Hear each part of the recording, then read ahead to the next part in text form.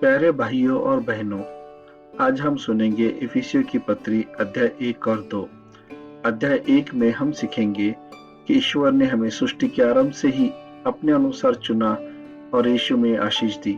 यीशु मसीह के माध्यम से हमें पापों से मुक्ति और पवित्रता का मार्ग मिला।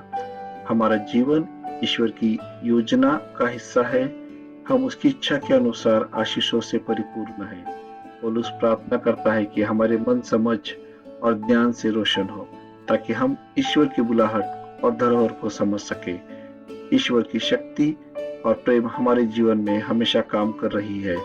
मुख्य संदेश ये है कि हम यीशु के द्वारा चुने गए। परमेश्वर की कृपा और आशीषें हमारे साथ है और हमें उसकी योजना में विश्वास और स्थिरता के साथ जीना चाहिए।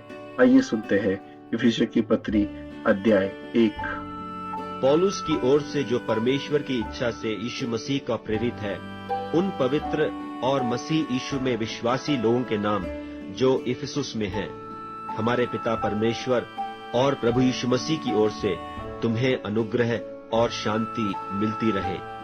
हमारे प्रभु यीशु मसीह के परमेश्वर और पिता का धन्यवाद हो कि उसने हमें मसीह में स्वर्गीय स्थानों में सब प्रकार की आशीष दी है, जैसा उसने हमें जगत की उत्पत्ति से पहले उसमें चुन लिया कि हम उसके निकट प्रेम में पवित्र और निर्दोष हों, और अपनी इच्छा की सुमति के अनुसार हमें अपने लिए पहले से ठहराया कि यीशु मसीह के द्वारा हम उसके लेपालक पुत्र हों, कि उसके उस अनुग्रह की महिमा की स्तुति हो जिसे उसने हमें उस प्यारे में सेंत में दिया। हमको उसमें उसके लोहू के द्वारा छुटकारा अर्थात अपराधों की क्षमा उसके उस अनुग्रह के धन के अनुसार मिला है, जिससे उसने सारे ज्ञान और समझ सहित हम पर बहुतायत से किया, कि उसने अपनी इच्छा का भेद उस सुमति के अनुसार हमें बताया, जिसे उसने अपने आप में ठान लिया था, कि समयों के पूरे होने का ऐसा प्रबंध हो कि जो कुछ स्वर्ग में है और जो कुछ पृथ्वी पर है, सब कुछ वह मसीह में एकत्र करे। उसी में, जिसमें हम भी उसी की मनसा से, जो अपनी इच्छा के मत के अनुसार सब कुछ करता है, पहले से ठहराए जाकर मिरास बने, कि हम जिन्होंने पहले से मसीह पर आशा रखी थी उसकी महिमा की स्तुति के कारण हो। और उसी में तुम पर भी, जब तुमने सत्य का वचन सुना, जो तुम्हारे उद्धार का सुसमाचार है, और जिस पर तुमने विश्वास किया, प्रतिज्ञा किए हुए पवित्र आत्मा की छाप लगी, वह उसके मोल लिए हुओं के छुटकारे के लिए हमारी मीरास का बयाना है, कि उसकी महिमा की स्तुति हो।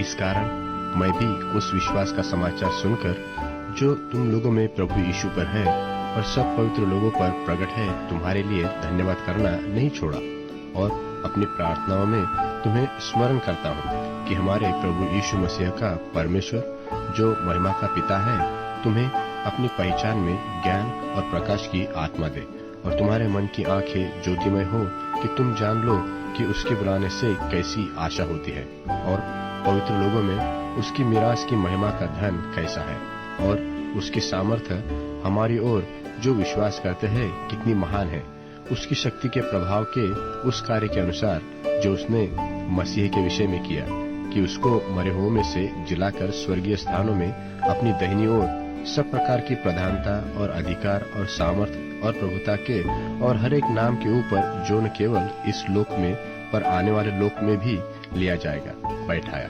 और सब कुछ उसके पांव तले कर दिया, और उसे सब वस्तुओं पर शिरोमणि ठहराकर कलीसिया को दे दिया। यह उसकी देह है और उसी की परिपूर्णता है, जो सब में सब कुछ पूर्ण करता है। मेरे प्रियो, अब हम सुनेंगे इफिसियों की पत्री अध्याय 2। इसमें हम सीखेंगे, हम पहले पाप में मृत थे, लेकिन परमेश्वर की महान दया से मसीह यीशु में हमें जीवन मिला। यह जीवन हमारे कर्म से नहीं, बल्कि विश्वास और अनुग्रह से है। यीशु ने यहूदी और गैर यहूदियों के बीच की दीवार तोड़ दी, और अब हम सभी परमेश्वर के घर का हिस्सा बन सकते हैं। हम एक आध्यात्मिक मंदिर है जहाँ परमेश्वर का आत्मा वास करता है। इस अध्याय से हमें समझ आता है कि मुक्ति पूरी तरह से ईश्वर की कृपा से है, और हमें विश्वास, आभार और प्रेम के साथ जीवन जीने की प्रेरणा मिलती है। इफिसियों के नाम पौलुस प्रेरित की पत्री, दूसरा अध्याय। और उसने तुम्हें भी जिलाया जो अपने अपराधों और पापों के कारण मरे हुए थे, जिनमें तुम पहले इस संसार की रीति पर और आकाश के अधिकार के हाकिम अर्थात उस आत्मा के अनुसार चलते थे जो अब भी आज्ञा न मानने वालों में कार्य करता है। इनमें हम भी सब के सब पहले अपने शरीर की लालसाओं में दिन बिताते थे और शरीर और मन की मनसाएं पूरी करते थे और लोगों के समान स्वभाव ही से क्रोध की संतान थे। परंतु परमेश्वर ने जो दया का धनी है, अपने उस बड़े प्रेम के कारण जिससे उसने हमसे प्रेम किया, जब हम अपराधों के कारण मरे हुए थे, तो हमें मसीह के साथ जिलाया। अनुग्रह ही से तुम्हारा उद्धार हुआ है और मसीह यीशु में उसके साथ उठाया और स्वर्गीय स्थानों में उसके साथ बैठाया, कि वह अपनी उस कृपा से जो मसीह यीशु में हम पर है, आने वाले समयों में अपने अनुग्रह का असीम धन दिखाए। क्योंकि विश्वास के द्वारा अनुग्रह ही से तुम्हारा उद्धार हुआ है, और यह तुम्हारी ओर से नहीं वरन परमेश्वर का दान है, और न कर्मों के कारण, ऐसा न हो कि कोई घमंड करे। क्योंकि हम उसके बनाए हुए हैं और मसीह यीशु में उन भले कामों के लिए सृजे गए जिन्हें परमेश्वर ने पहले से हमारे करने के लिए तैयार किया। इस कारण स्मरण करो कि तुम जो शारीरिक रीति से अन्य जाति हो और जो लोग शरीर में हाथ के किए हुए खतने से खतना वाले कहलाते हैं, वे तुमको खतना रहित कहते हैं। तुम लोग उस समय मसीह से अलग और इस्राएल की प्रजा के पद से अलग किए हुए और प्रतिज्ञा की वाचाओं के भागी न थे और आशाहीन और जगत में ईश्वर रहित थे। पर अब तो मसीह यीशु में तुम जो पहले दूर थे, मसीह के लहू के द्वारा निकट हो गए हो। क्योंकि वही हमारा मेल है जिसने दोनों को एक कर लिया और अलग करने वाली दीवार को जो बीच में थी ढा दिया, और अपने शरीर में बैर अर्थात वह व्यवस्था जिसकी आज्ञाएं विधियों की रीति पर थी मिटा दिया, कि दोनों से अपने में एक नया मनुष्य उत्पन्न करके मेल करा दे, और क्रूस पर बैर को नाश करके इसके द्वारा दोनों को एक देह बनाकर परमेश्वर से मिलाए। और उसने आकर तुम्हें जो दूर थे और उन्हें जो निकट थे, दोनों को मेल मिलाप का सुसमाचार सुनाया।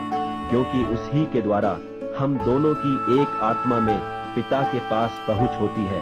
इसलिए तुम अब विदेशी और मुसाफिर नहीं रहे, परंतु पवित्र लोगों के संगी स्वदेशी और परमेश्वर के घराने के हो गए, और प्रेरितों और भविष्यद्वक्ताओं की नेव पर, जिसके कोने का पत्थर मसीह यीशु आप ही है, बनाए गए हो, जिसमें सारी रचना एक साथ मिलकर प्रभु में एक पवित्र मंदिर बनती जाती है, जिसमें तुम भी आत्मा के द्वारा परमेश्वर का निवास स्थान होने के लिए एक साथ बनाए जाते हो।